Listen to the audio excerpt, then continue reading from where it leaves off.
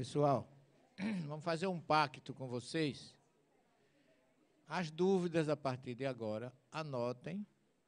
Entre no Facebook, abrindo www.facebook.com/abrindo a Bíblia. Ali vocês vão ter toda a oportunidade de perguntar o que quiserem e eu vou responder no programa no ar, para todo mundo, não só para quem perguntar. Identifica quem foi, pergunta do seminário, do Reviver, Natal, eu gostaria de saber. Eu respondo com todo prazer, tá certo? Vocês estão até colaborando com o programa Abrindo a Bíblia na TV, tá certo? Porque eu vou ter que, para fechar o assunto, senão vai ficar faltando um encadeamento, eu vou ter que correr um pouquinho, porque eu dei mais chance a vocês de tirar dúvida na primeira parte e agora ficou mais difícil da gente fechar o programa, tá certo? Partindo dessa...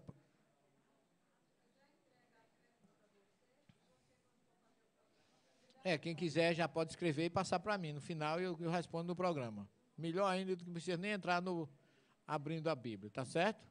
Ficou claro isso aí? Tá claro, pessoal? Então vamos continuar. Isso aqui, pessoal, é a cadeia de montanhas do Hermon, na Alta Galileia, aonde ficava a região, e onde fica a região da nascente do Jordão, e no local chamado, aqui, ó, isso é o monte, a base do Monte Hermon, onde fica a chamada Cesareia de Filipe, na Alta Galileia. Aqui nós já estivemos várias vezes, fazendo as nossas pesquisas. Aqui, ó, em hebraico, fonte do rio, no Monte Hermon. Então, aonde nasce o rio Jordão. Aqui fomos as nossas buscas, o nosso guia. Aqui a água pura nascendo da montanha do Hermon, que vai formar o rio Jordão, que forma o mar da Galileia, que forma o vale do Jordão e vai desembarcar no Mar Morto, lá no sul de Israel, na Judéia. Observe que a água é cristalina, pura, doce. A gente enche as garrafas aí. Eu ainda trouxe 2 garrafas dessas para dar de presente. Tem gente aí que está vendendo, mas eu não tenho coragem. De repente eu chego no umbral, não tem nem água para beber, né? Então a gente vai. Aqui são as ruínas de Cesareia de Filipe, aonde Jesus visitando os discípulos. Vê que Jesus caminhava bastante. Aqui é o pé da montanha onde ficava o templo pagão, o deus Pan. E na época dos otomanos, turco-otomano, eles chamavam, o turco, ele não diz o B, ele diz brimo, em vez de primo, ele fala brimo, e aí Pan, as águas daí chamavam Pânias, mas hoje é conhecido como Bânias, pela influência otomana. Onde vocês virem, vão saber exatamente isso. E Jesus pergunta, que diz os homens que eu sou? Ou que diz os homens que é o Filho do Homem? E ele responde, um diz que tu és Elias, Jeremias, João o Batista ou algum dos profetas. Se Jesus podia ser qualquer um desses, só podia ser reencarnado. E era uma crença natural e normal entre as pessoas no tempo de Jesus. Alguém conhece esse local? O que é isso aqui? Que monte é esse aqui? Hein? Não. Sinai também não. Sinai fica no Egito. Hein? Não. Observe com que esse monte parece. Tabor, quem foi que falou? Muito bem, Maquir. Tabor, isso aqui é uma visão do Monte Tabor, visto de Nazaré. Isso aqui é toda a planície do Esdrelon e o monte lá. E esse monte aqui é chamado Monte da Precipitação, aonde eles quiseram jogar Jesus, quando ele leu o profeta dizendo que ele era, o Espírito do Senhor está sobre mim, como está lá narrado em Isaías, acharam que Jesus estava cometendo uma heresia e quiseram empurrar ele desse monte aqui embaixo, que é chamado Monte da Precipitação, que quiseram precipitá-lo, e ele saiu daí e foi para Cafarnaum. E esse Monte Tabor, com o que é que ele parece, hein? No meio dessas montanhas, desses vales aí, parece com o quê? Com o quê? Não parece com um umbigo? A palavra Tabor em hebraico significa umbigo.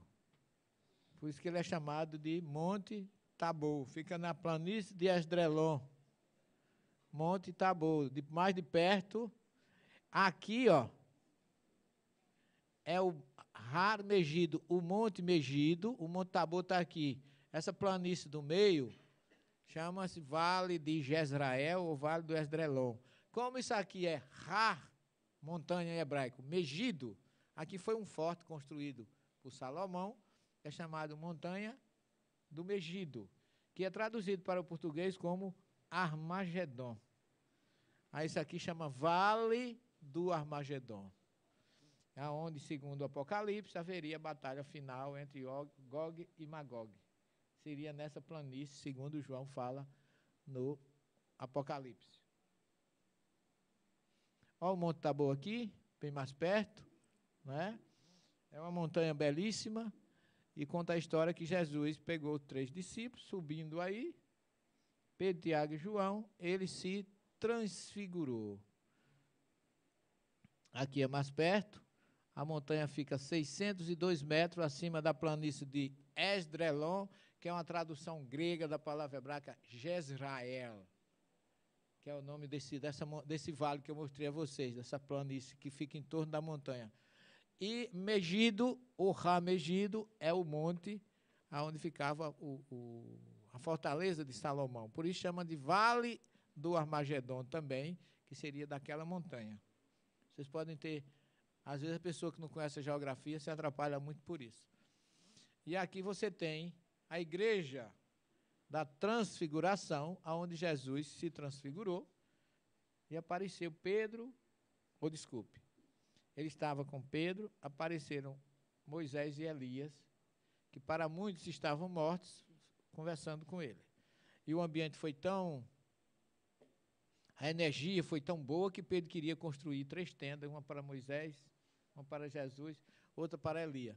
E o arquiteto italiano Antônio Berlucci construiu essa igreja com essas torres modernas, em cima do que foi a primeira igreja, com 3 tendas, simbolizando Jesus no meio, Moisés de um lado e Elias do outro.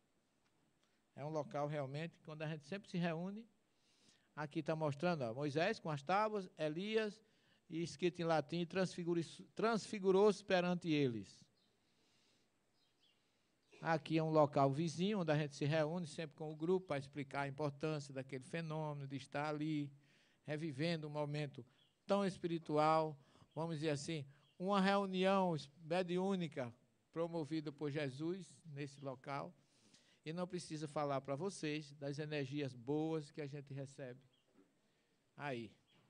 A gente canta, a gente se emociona, é sempre uma festa. E ao descer da montanha, Jesus ordenou aos discípulos, não diga a ninguém essa visão, até que o Filho do Homem ressuscite dos mortos.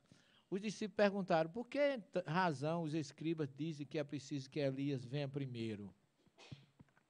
Jesus responde, certamente Elias terá de vir para restaurar todas as coisas. Eu vou fazer só um aprofundamentozinho aqui, me desculpa aí a direção da casa, porque é importante a gente frisar isso, porque a gente tem pesquisado muito esse ponto. Por que é que Jesus disse que Elias terá de vir para restaurar todas as coisas? Eu confesso a vocês que nenhum teólogo tem me explicado isso. Nenhum. Porque você não encontra nenhuma explicação para esse versículo da Bíblia. Mas eu comecei a pesquisar esse versículo e comecei a chegar à conclusão que Elias veio como João Batista, mas ainda terá que vir. Porque ele continua dizendo, eu vos declaro que Elias já veio e não o reconheceram, antes fizeram tudo o que quiseram. Os discípulos compreenderam que era de João que ele estava falando, porque essa altura João Batista já tinha sido degolado, viu, pessoal? Aí quando Jesus fala que Elias já veio, significa que é porque ele já tinha sido degolado e fizeram com ele tudo o que quiseram. Mas Jesus disse, certamente Elias virá, terá de vir para restaurar todas as coisas. Mas se ele já tinha morrido, Como é que ele tem de vir? Ainda? Quando Jesus está falando aí de um Elias já morto. Mesmo como João já tinha morrido e João já tinha sido degolado, como é que ele diz que Elias ainda terá de vir para restaurar todas as coisas? Aí eu comecei a mexer com a vesícula superior, a pituitária, todas aquelas glândulas cerebrais que ficam em torno do cérebro, e comecei a imaginar que Jesus promete que enviaria um outro Consolador. Quando ele se despede lá, no cenáculo dos discípulos, que quando esse Consolador vier, ele vai relembrar todas as coisas que eu ensinei e ensinará coisas novas. Então, se você analisar a codificação, ela veio realmente restaurar muita coisa que estava perdido e ensinar coisas novas acerca de Jesus. Esse tem sido o papel da doutrina espírita. Então, eu hoje tenho 90% de afirmativa. Eu posso amanhã chegar aqui, porque ciência é uma coisa viva. Dizer, você eu estava enganado, e eu direi com muita humildade, até segunda ordem. Mas até que segunda ordem, como Jesus disse que ele enviaria um outro Consolador e não ele mesmo voltaria, eu acredito que o Consolador enviado por Jesus, que é o Espírito da Verdade, como ele chama, que trouxe a doutrina espírita, é João Batista, que voltou agora, que foi Elias, foi João Batista, esteve sempre com Jesus na sua história, defendendo o monoteísmo, vem preparar-lhe o caminho e vem agora dirigir a codificação como Espírito da Verdade. E depois que eu cheguei a essa conclusão, eu já encontrei outras pessoas me corroborando com isso, inclusive falando que o Chico também afirmou que o Espírito da Verdade era João Batista. Muita gente diz, não, o Espírito da Verdade é Jesus. Eu não tenho uns amigos, uns irmãos que defendem isso, mas eu particularmente acho que Jesus está acima do Espírito da Verdade. Jesus é o coordenador maior, que criou uma equipe para realizar a primeira, a segunda e a terceira revelação. Ele veio na segunda ensinar, pregar e arrumar, e a terceira ele envia João, que foi exatamente o precursor, e aquele que defendeu o monoteísmo lá atrás, ninguém melhor do que ele para ser o Espírito da Verdade. Porque ele disse que viria com o espírito e o poder de Elias. Ok? Vamos adiantar. Aqui são 3 fariseus, e Jesus estava em casa de um fariseu, quando começa a explicar e falar a respeito da reencarnação, e ele fala que a sabedoria de Deus lhe enviará profetas e apóstolos, eles matarão, perseguirão, e alguns deles, a fim de que peçam contas a esta geração do sangue de todos os profetas, que foi derramado desde a criação do mundo, do sangue de Abel até o sangue de Zacarias, que pereceu entre o altar e o santuário. Jesus começa a fazer um balanço do que tem acontecido com os seus antecessores. Agora, se vocês analisarem, a impressão que dá é que aqueles antecessores estavam ali, reencarnados naquela época. Sabe por quê? Porque Jesus conclui, sim, eu digo a vocês que serão pedido contas a esta geração. Contas de quê? Do sangue de todos os profetas. E se eles iam pedir conta a esta geração do sangue de todos os profetas, porque aquela geração tinha vivido no tempo dos profetas e estava com ele ali. Concorda? Então é mais uma colheita natural da semeadura que cada um de nós planta ou faz. Isso aqui é uma visão de Jesus sobre Jerusalém. E aí em Jerusalém ele realiza aquele famoso diálogo com Nicodemos, que é um diálogo. Quem era Nicodemos? O príncipe, ou principal, o nasci, o dirigente dos fariseus, que acompanhava Jesus e já sabia muita coisa de Jesus, porque ele foi procurar Jesus às escondidas, mas ele foi procurar Jesus. Por quê? Porque a saudação que ele faz a Jesus é de alguém que respeitava, porque ele disse, Rabi, mestre. Sabemos, não foi eu que sei. É público e notório que tu vem da parte de Deus, porque ninguém é capaz de fazer as coisas que tu fazes se Deus não estiver com ele. E os fariseus, os estudiosos, sabiam que a Torá diz, ai daquele que não der ouvido a um profeta. Então eles consideravam Jesus o profeta, por isso que ele foi conversar com Jesus, porque ele estava realmente numa situação muito perturbada. Ele queria um diálogo com Jesus a sós. Politicamente, ele foi na calada da noite procurar Jesus para que ninguém o visse. Mas ele tinha um grupo que acompanhava Jesus já há muito tempo. É tanto que depois ele vai, já Jesus depois de crucificado, junto com José de Arimateia, untar e sepultar o corpo de Jesus. Ele, um fariseu, sabendo que ninguém deveria se juntar com um morto. Sobretudo um sacerdote, um ser superior como era ele. E Jesus começa a conversar com ele. Em verdade, eu te digo, se o homem não nascer de novo, não entrará no reino dos céus. E Nicodemos pergunta, mas como é que um homem, já sendo velho, pode entrar no ventre de sua mãe e voltar a nascer uma segunda vez? É possível isso? É uma colocação de Nicodemos que eu acho muito forte, porque os fariseus eram reencarnacionistas, acreditavam na reencarnação. Como é que ele ia perguntar isso a Jesus?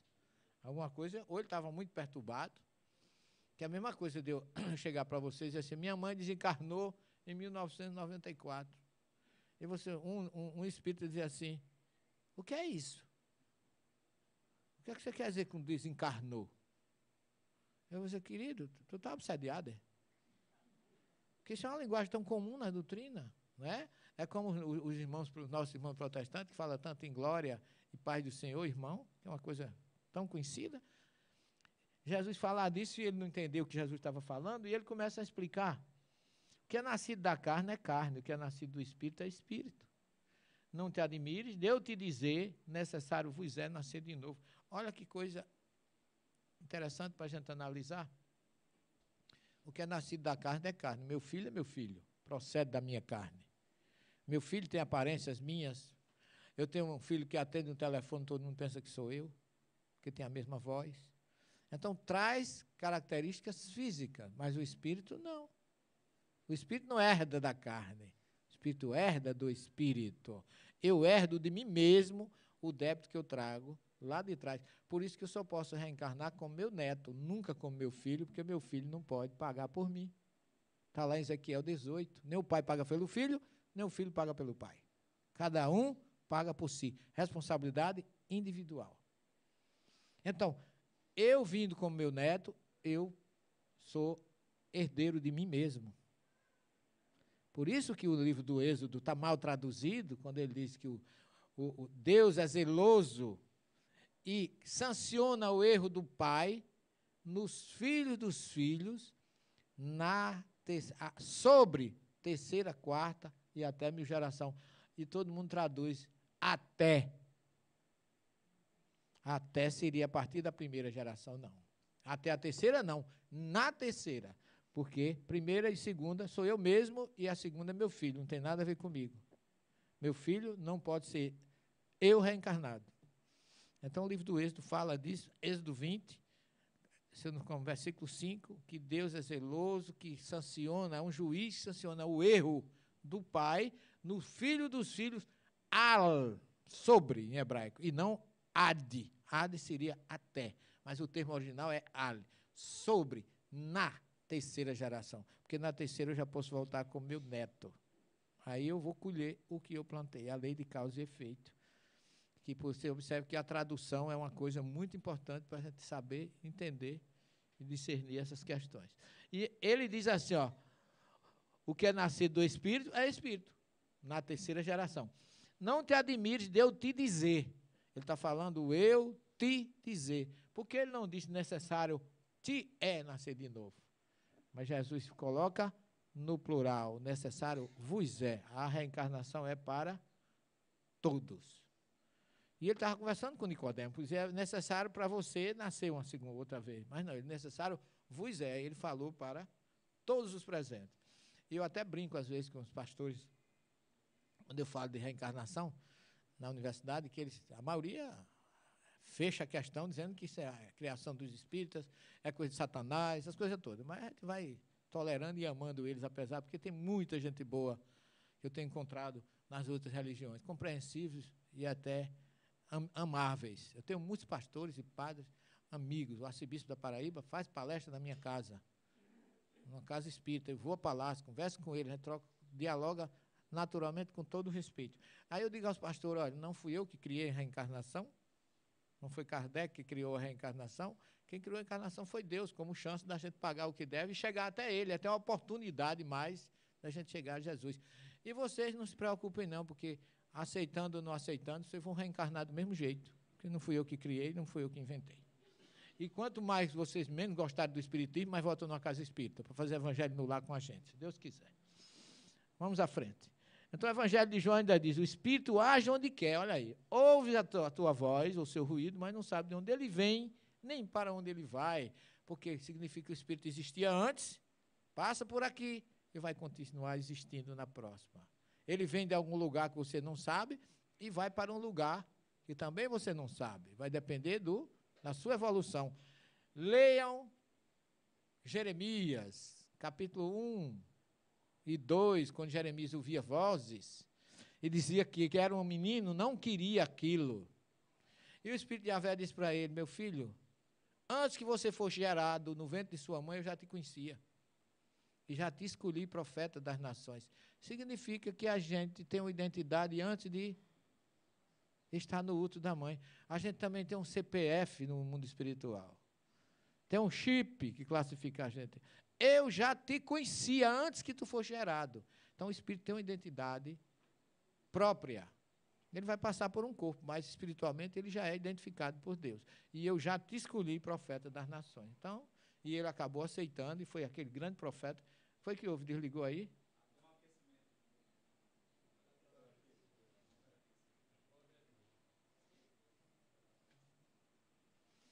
E aí, apagou?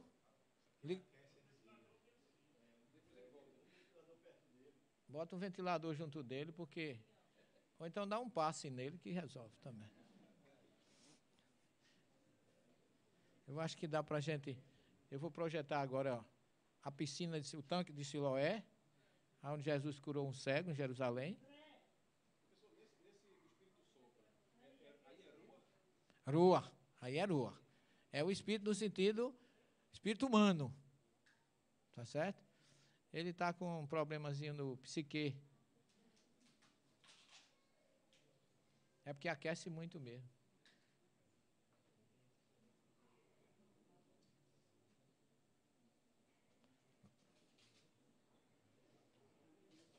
Já pegou?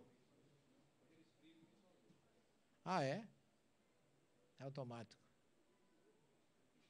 Bota um asinho aí. Não sei se desse lado de cá também seria melhor ou só aí. É, né? Mas ele já está ligado?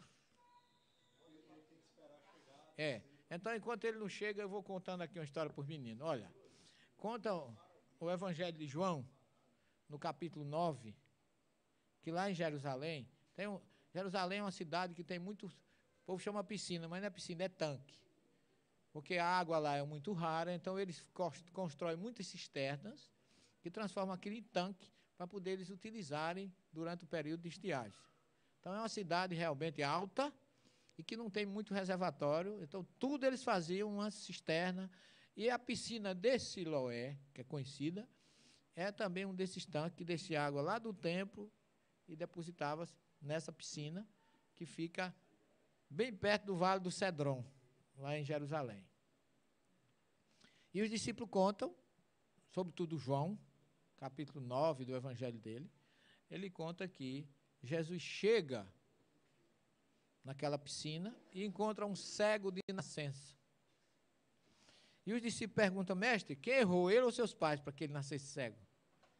E Jesus responde, quando eu era católico, eu negava a reencarnação com isso. Porque Jesus diz assim, nem ele, nem seus pais. Se ele não errou, nem o pai errou, porque ele nasceu cego. Quer dizer que alguém pode ser punido por algo que não fez?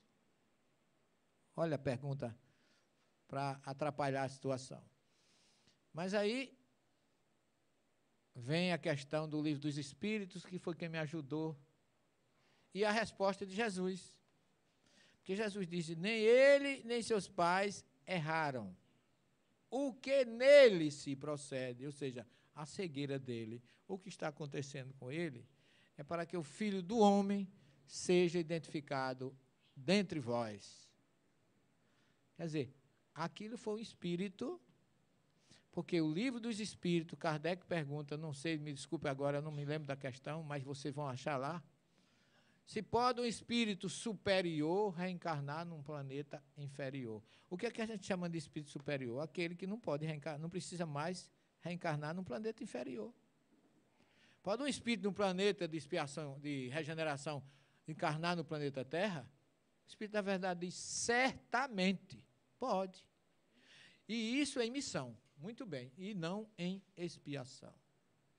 Então, aquele espírito que aconteceu de estar nascer cego, que ele não errou, foi um espírito enviado por Deus para ser instrumento da identificação de Jesus entre nós.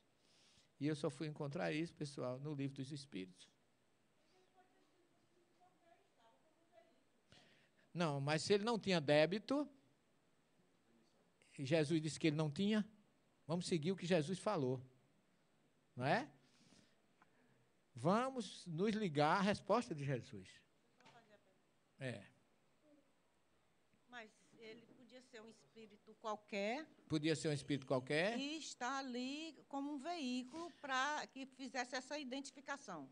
Não poderia, segundo a resposta de Jesus. Nem ele errou, nem seu pai errou. Se ele não errou, ele não era para estar reencarnado para espiar absolutamente nada. Jesus disse que ele não errou, o pai dele não errou, tirando realmente a questão da responsabilidade individual, como fala Ezequiel 18, e ele também não errou, porque ele nasceu cego. Aí Jesus diz, o que nele se procede é para que o Filho do Homem seja identificado entre vós.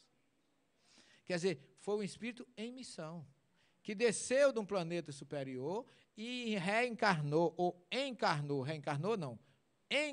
no planeta Terra para ser instrumento para o trabalho de Jesus.